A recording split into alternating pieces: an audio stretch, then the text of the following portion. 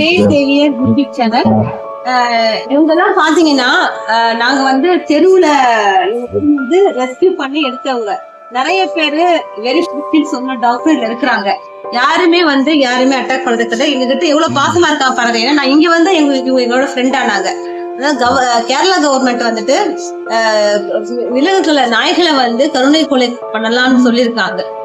இந்த நாய்களை வந்து கருணை கொலை பண்றதுன்னு நிரந்தர தீர்வு கிடையாது.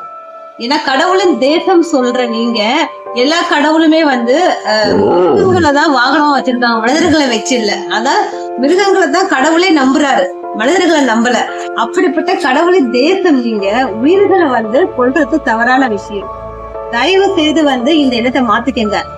கேரள அரசு வந்து ரொம்ப கருணை உள்ளத்தோட வந்து கருணை கொலை பண்ணலாம் சொல்லியிருக்காங்க. அதே கருணை உள்ளத்தோட எத்தனையோ மனிதர்கள் வந்து நாய்களை வந்து கற்பழிக்கிறாங்க, குழந்தைகளை கெடுக்கிறாங்க, மாடுகளை கற்பழிக்கிறாங்க. அதெல்லாம் சாகர விலங்குகள் அதிகம் இருக்கு. எத்தனை குழந்தைகள், ஆணவ கொலை இதெல்லாமே இருக்கு. சைக்கலாஜிக்கலா இவங்களா திருந்த மாட்டாங்க.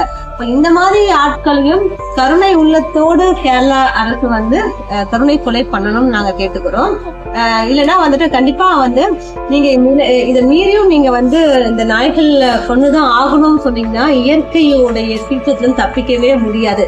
கேரளான்னு ஒரு நாடே வந்துட்டு மேப்ல இல்லாத அளவுக்கு கடவுள் தன்னோட கோபத்தை இயற்கை மூலியமா காட்டுவாரு. ஏற்கனவே நிறைய நடந்திருக்கு.